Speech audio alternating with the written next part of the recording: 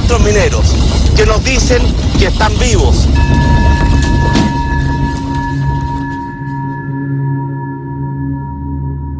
Hoy día tenemos un sistema perverso, no constituimos un país libre porque justamente el endeudamiento es una nueva forma de esclavitud. Y eso lo contraponemos con países de Sudamérica, en donde la educación es gratuita y a nosotros nos dicen que no hay plata para educación. Eso es irrisorio. Que por favor a todos los parlamentarios no se sigan haciendo parte de estas argumentaciones fraudulentas que intentan hacer equivaler lucro con remuneraciones. No somos tontos, ¿ya? La gente en este país no es tonta. Y que definamos una hoja de ruta en la cual el Estado sea garante de derechos y no de bienes de mercado. Todos quisiéramos que la educación, la salud y muchas cosas más fueran gratis para todos. Pero yo quiero recordar que al fin y al cabo nada es gratis en esta vida. Alguien lo tiene que pagar. ¡Que lo pague el pobre! ¡Que lo pague el pobre! ¡Que lo pague el pobre! ¡Se va a salir!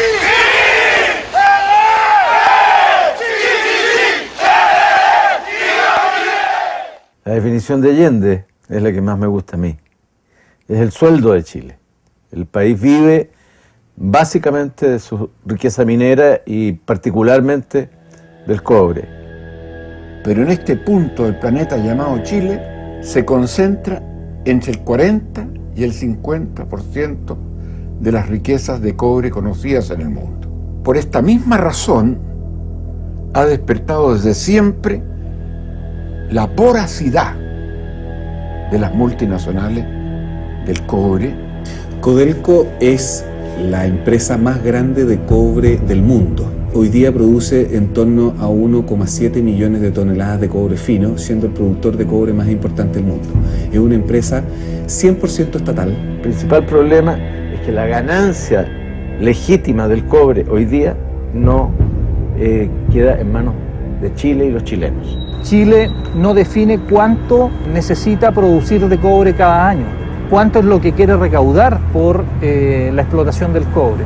Y cuando un país como Chile tiene el 40 o más del 40% de las reservas mundiales, tú estás en una posición como país privilegiada, ¿ya? Tú puedes incidir sobre el precio y eso Chile ha renunciado. Eso se ha dejado en manos de las empresas transnacionales. Se están riendo en la cara de los chilenos.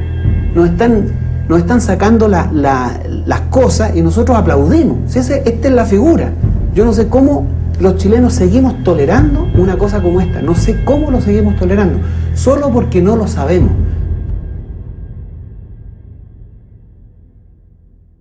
Señoras, señores, este acto tiene una extraordinaria trascendencia y podría decir que es quizás el más importante después de nuestra independencia en cuanto él significa una modificación a la Constitución política que acentúa y da fuerza al sentido nacional de nuestra patria. Hasta aproximadamente el año 50, eran muy pocos los que en Chile hablaban de nacionalizar las minas de cobre. Y por primera vez, en el año 51 o 52, se presentó el primer proyecto en el Congreso de nacionalización del cobre. Desde la izquierda hasta la derecha más recalcitrante, votaron unánimemente entendiendo que este recurso era un recurso estratégico. El cobre se nacionalizó en Chile a través de una reforma constitucional y se aprobó por unanimidad. Ni siquiera la dictadura fue capaz de desnacionalizar lo que nosotros habíamos nacionalizado durante el gobierno de Allende. Hubo oposición. Esa oposición vino fundamentalmente de militares que tenían una postura nacionalista. Con posterioridad, algunos sectores de la derecha económica que estaban a la sombra del dictador Pinochet lo impulsaron a dictar una ley con los señores José Piñera y el señor Vigi, crearon la disposición de la concesión plena. La concesión minera se entrega en calidad de propiedad privada y la Constitución establece normas de protección especiales para la propiedad privada y específicas para la minería. Y además establece que son prácticamente inexpropiables. Se planteara la posibilidad de nacionalizar de nuevo el cobre, según esta ley, nosotros tendríamos que pagarle como indemnización al inversionista extranjero el valor presente, el valor hoy día del flujo futuro de todos los ingresos generados por el inversionista hasta la extinción del mineral. No obstante que la concesión plena se logró aprobar en tiempo de Pinochet, ninguna multinacional se atrevió a invertir porque pensaban que llegada la democracia, esto se iba a revertir.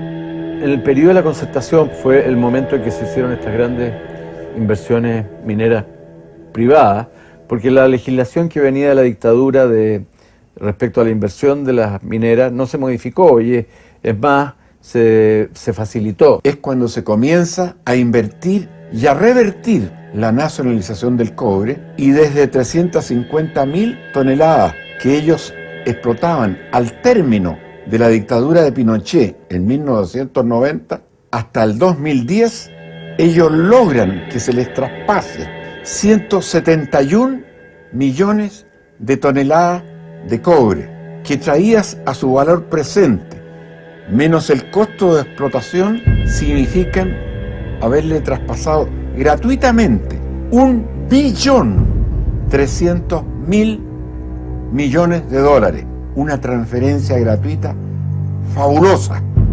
inexplicable, inaceptable.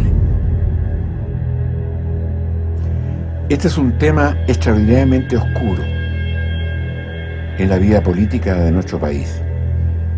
Uno ve que todas estas personas que actuaron como ministros de Hacienda, de Economía y de Minería, todos vienen de postítulos en Estados Unidos, en Harvard, universidades norteamericanas, al punto que los han denominado los Chicago Boys. No hay diferencia entre estos economistas de derecha, o los economistas demócratas cristianos, o los economistas socialistas que transitaron estos 20 años de la concertación. Tú te encuentras que tenemos la complicidad de autoridades que fueron de los gobiernos, que luego han pasado a ser ejecutivos de estas grandes empresas. Y tú puedes ver ahí a Loyola, un destacado abogado, funcionario de los gobiernos de la concertación, que luego se pasa a ser alto ejecutivo del Consejo Minero, que es el organismo que agrupa a todas las grandes empresas transnacionales. Ahí tú empiezas a explicarte por qué hay políticas que no han cambiado, hay leyes que no han cambiado, e incluso es más, hay una complicidad para favorecer intereses de ciertas empresas transnacionales. Son las transnacionales mineras las que finalmente frenan la posibilidad de cambiar la Constitución, la posibilidad de democratizar este país, de cambiar el sistema electoral, de cambiar el sistema político. ¿Y cómo lo hacen? Cooptando en dirigentes políticos que en sus manos están muchas decisiones importantes para el país. Y la historia va a juzgar muy severamente a los gobernantes de la concertación, como el señor Elwin, como el señor Frey, como el señor Lago, que ha sido el peor, o la señora Bachelet. Yo le preguntaría a Ricardo Lago de dónde sacó los 100 millones de dólares para financiar su campaña presidencial. Lo mismo con la presidenta Bachelet, quien nacionalizó el cobre, lo rescató de las multinacionales, que este hombre fue asesinado o empujado a asesinarse, ya que las multinacionales del cobre fueron las que financiaron el golpe de Estado junto a la CIA en contra de Salvador Allende. Y hemos descubierto que otro presidente Eduardo Frei Montalva fue el que expropió el 51% del cobre, aparece hoy día que ha sido envenenado.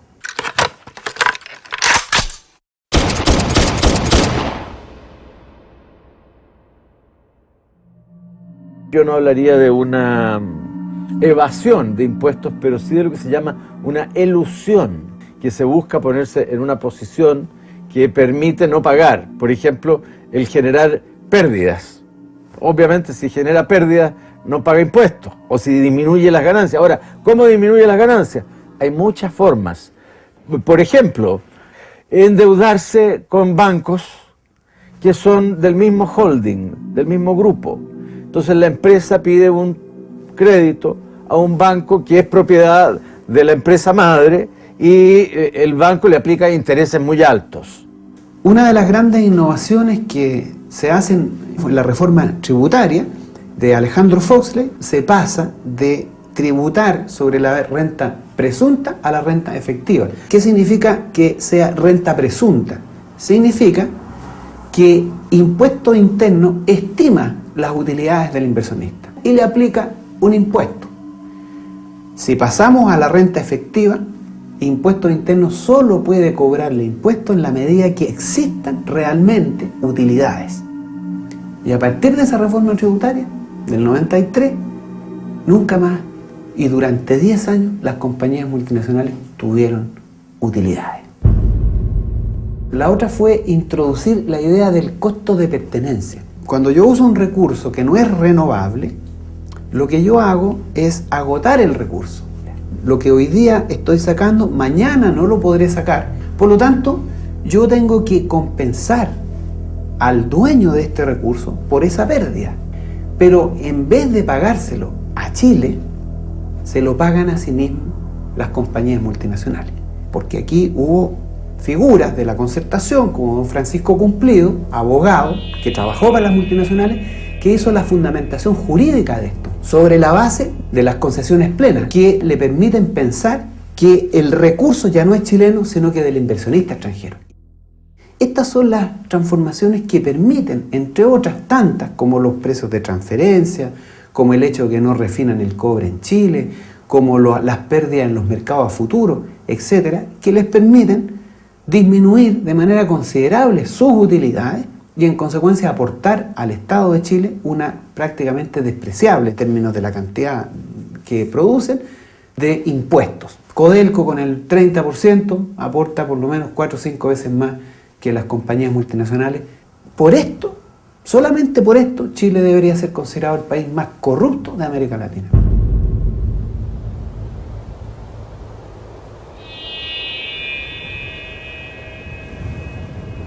El mineral, cuando se extrae cobre, pero lo que sale no es solo cobre, viene mezclado.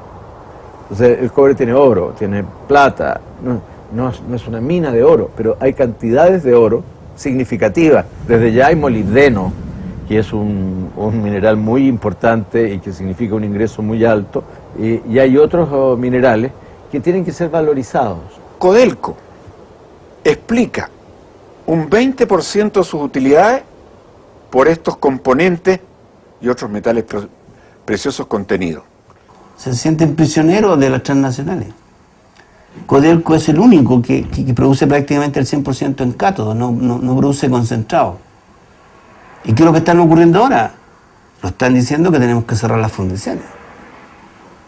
¿Para darle qué? El monopolio a los chinos o a los indios con respecto al tema de fundiciones. En definitiva, estas multinacionales pagan menos que lo que tiene que pagar un jubilado por su modesta jubilación, que lo que compre paga un 19%. Si alguien hace una exploración, si alguien hace una explotación, trae maquinaria, mete tecnología, capital, tiene que ser remunerado.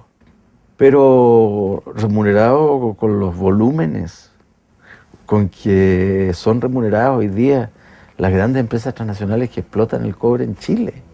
De esa remuneración estamos hablando. Este año, estas multinacionales van a retirar 34.000 millones de dólares sin pagar los impuestos correspondientes o pagando una miseria por este cobre que le pertenece a todos los chilenos.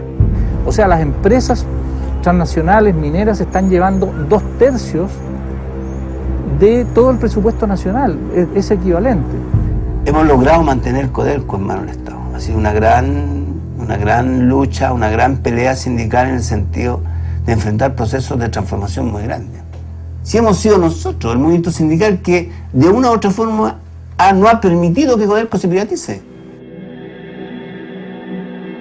Piñera, yo creo que lo que quiere es echarle el guante a Codelco. Hay una disposición legal que establece que un 10% de las ventas brutas de cobre van destinadas a un fondo para el financiamiento de un programa de modernización de las Fuerzas Armadas. El gobierno ha enviado un proyecto, está enviado y firmado ya, que suprime esta norma. Y por lo tanto, ya el 10% de las ventas de Codelco no se van a destinar a... Entonces es un buen proyecto.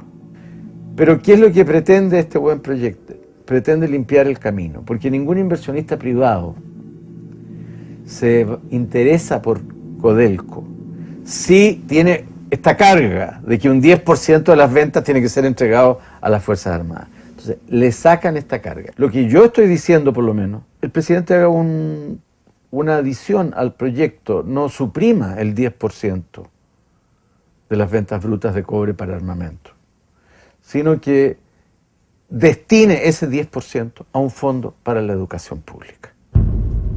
Cambiemos armas por educación y dejemos Codelco donde está. Ellos están diciendo que se invertirían 50.000 millones en los próximos 7 años. O sea, eso es más que duplicar toda la explotación e inversión minera que se hizo en 2 décadas. Y eso es irracional.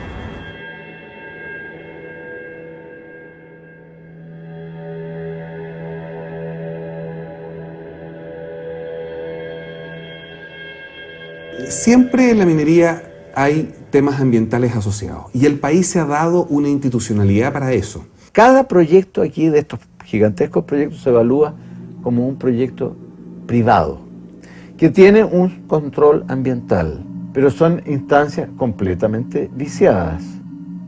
Son instancias que no cumplen su función. Es una instancia que está integrada mayoritariamente por funcionarios de exclusiva confianza del presidente de la República. Un amago de política medioambiental. Esta institucionalidad, esta legislación tiene un fuerte acento económico de entregar certificación ambiental a los proyectos para que se puedan realizar. Hoy día las multas que hay son irrisorias, hoy día las multas se pueden apelar, se pueden pagar en 2 cuotas, es casi un chiste. Un proyecto de evaluación que ha sido aprobado puede ser reclamado por quien quiera en la comunidad. Nosotros no tenemos mayor injerencia para poder meternos con todo en un proyecto. Hoy día está parado Hidroicén, entre comillas, ¿no es cierto? Que es un proyecto complejo, difícil incluso de poder hablar de ese proyecto en particular. Hoy día nos vemos limitados porque hoy día se generan eventos, como se les llaman, y abrimos carpetas investigativas y quedamos ahí en tierra de nadie. Esta es la primera industria que tiene una ley específica que permite justamente evitar que existan pasivos ambientales financiados íntegramente por ella misma. Cuando una minera hace un desarrollo y pasa por arriba de una zona arqueológica, por ejemplo, esto equivale a 1.000 millones. Es el daño que se generó aquí por esta pérdida, por este daño. Aquí tienen una montonera de millones que no se le cobran a nadie. ¿Qué estamos esperando? No podemos seguir esperando. Pero sabemos también que esas cosas demoran su tiempo, ¿no? Hay una condición base que tiene la minería para poder seguir expandiéndose, que es el agua y es la energía. La crisis energética de la cual habla la autoridad que está viviendo el país es responsabilidad de la expansión minera, no es responsabilidad de los mejoramientos de calidad de vida de la población. Prácticamente todas las regiones están en crisis producto de la sobreexplotación del agua que están haciendo las mineras. porque el agua es un bien que está enteramente privatizado en Chile. A través del Código de Aguas que se dictó en el periodo de la dictadura y que no ha sido modificado, el agua está conceptual dividida, fragmentada en derechos. Queremos que exista más suministro de agua y para eso estamos trabajando en proyectos de desalinización de agua. Entonces entramos en un círculo vicioso, donde la minería para su expansión necesita más agua, para tener más agua necesitan más energía, para tener nuevos yacimientos necesitan más energía, y tú tienes una situación donde Chile se ha transformado en el país que más, uno de los países que más aporta nuevas emisiones de gases de efecto invernadero, de dióxido de carbono, frente a una situación crítica de cambio climático. Entonces Chile tampoco cumple sus compromisos con la comunidad internacional cuando está tomando estas decisiones. En consecuencia, la minería va a aportar en torno a 5 proyectos de plantas de desalinización. La inversión más grande que un sector haya hecho para suministrar mayor cantidad de agua en la historia del país. Ha sido la minería, justamente con el desarrollo público y privado, la que ha permitido que existan también nuevas inversiones en el área, de manera tal de poder suministrar más agua a los procesos productivos y ir en el tiempo dejando que la mayoría de esos derechos puedan ser asociados hacia el consumo de la población u otras actividades. Por lo tanto, eso es un trabajo muy grande que se ha hecho tanto a nivel público como en privado, de generar otro ejemplo más de minería sustentable, como es sacar agua de algo que es infinito, como es el mar. Y hoy día Copiapó está enfrentando una situación dramática de aprovisionamiento de agua para los seres humanos. No solamente en Copiapó, lo estamos viviendo en la quinta región, también en la cuarta región. Hoy día hay gente que está haciendo sus necesidades, lamentablemente, en bolsas de basura. No tienen ni siquiera agua para poder beber. No es que tengan daño ambiental, siempre generan algún tipo de pasivo o hay algún tipo de corrección. Una explotación minera que dura 20, 30 años, donde los tanques de relave que dejan estas compañías mineras se vienen abajo, sepultan gente, sepultan comunidades y además generan focos de contaminación. No ha existido la voluntad de generar normas a considerar el cierre de las faenas cuando ellos diseñan el proyecto. O sea, una empresa que va a abrir una operación minera debiera saber que tiene que invertir un porcentaje de sus ganancias al cierre de la faena para considerarlo en su inversión, ¿ya? En los costos que ellos tienen que y ahí estudiar y determinar si las faenas o no son rentables. Todos los lugares quedan relave, se tienen que cuidar. Muchos de la gran mayoría de ellos se está cuidando, tienen estabilidad química y no tienen efectos sobre la salud de las personas o sobre el medio ambiente. Si yo tengo un relave al lado, ¿cómo me impacta? Empiezo a ver que mi vecino se enfermó. ¿Y de qué se enfermó? Tiene cáncer. Pucha, y el vecino de más allá también. ¿Pero y por qué? ¿Y qué tipos de cánceres son? Entonces, ¿y por qué en esta zona? Quiere decir que ese relave que está ahí, ese desarrollo minero a lo mejor me está trayendo esta enfermedad. Y hoy día tú visitas el norte de Chile y hay pueblos fantasmas, o hay pueblos que tienen 5 o 10 habitantes y las familias han tenido que salir de sus territorios. El caso de Chañaral, o sea, allí durante 50 años se depositaron a través de un río directamente relaves, y eso son kilómetros de playa, son kilómetros de fondo marino que han muerto. ¿Qué respuesta hubo en el gobierno de Ricardo Lagos? Ricardo Lagos dijo, no, aquí no hay contaminación, incluso se fue a bañar junto con la intendenta, la intendenta en ese momento, Yasna Proboste, para mostrar de que no había peligro. Y tú vuelves hoy día a Chañaral, después de 10 años que el presidente Lagos se fue a bañar allí y el problema sigue tal cual. Chañaral, al igual que otras zonas en donde cualquier empresa, tanto pública como privada, tenga que hacer intervenciones para mitigar los efectos ambientales, están siempre contempladas. Hoy día, el tratado minero entre Chile y Argentina, hay 5 proyectos que tienen protocolo para su desarrollo y hay un sexto que está en proceso de admisión, y todos ellos son de empresas transnacionales, operaciones binacionales, operaciones que no se sabe hoy día cómo van a pagar sus tributos, cómo se van a fiscalizar, que involucra toda la franja fronteriza entre los países, no para la integración entre los pueblos, las levanta específicamente para el negocio minero.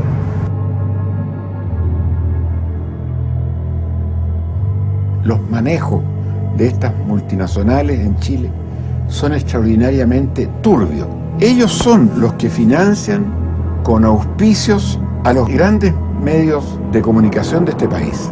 En consecuencia, esto es algo que se mantiene en secreto.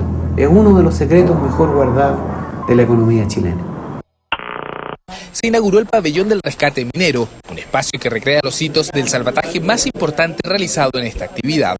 Me da la sensación de vivir en un país sometido, ignorante, manipulable, ¿no? Es decir, basta con que la televisión ponga 3, 4 cosas relativamente sensibles y las reitere y ubique figuras públicas que vayan conduciendo esta emocionalidad y tenemos al país conducido en la dirección que estos manipuladores quieren. O sea, a eso a mí me parece muy poco respetuoso. Encuentro que es afortunado que hayan podido salvar la vida, me alegro que haya sido así, pero detrás de eso lo que hay es una situación que todo el mundo conoce. Hay ahí una realidad oscura muy compleja. Muestra la carencia y la omisión de la política minera del Estado de Chile hacia el sector minero. Por ejemplo, Chile no ha ratificado un convenio de la OIT que tiene relación directa con las condiciones de seguridad de los trabajadores en las minas. Y tú te fijas que en el último año hay más trabajadores muertos en la minería que en los años anteriores. Es que si los dirigentes sindicales en esa oportunidad, por eso que es súper importante esto, no se hubiesen puesto firmes frente al ministro de Minería que había en esa oportunidad y que iban a abandonar, porque ellos iban a abandonar el rescate, eso era lo efectivo que había en ese minuto. Y si no hubiese existido una empresa como Codelco, nadie se hubiese arriesgado a poder rescatar a nuestros compañeros. Nadie.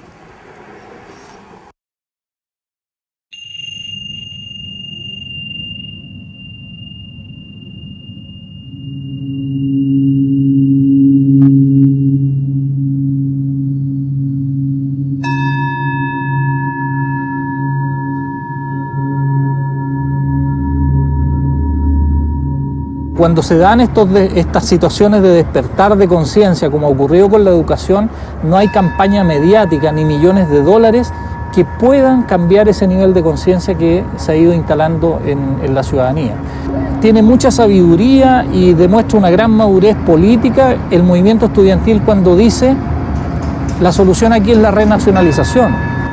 Lograr eso pasa por hacer cambios estructurales en el país, pasa por modificar la Constitución. Los recursos para financiar eso están en el cobre, tienen toda la razón.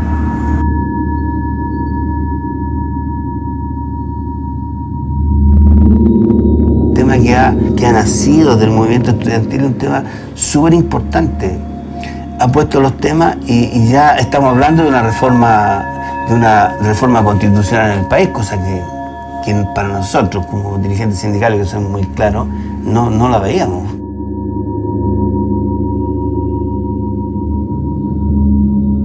Los estudiantes han hecho un planteamiento, quieren una educación pública mejor, de calidad, igualitaria y gratuita.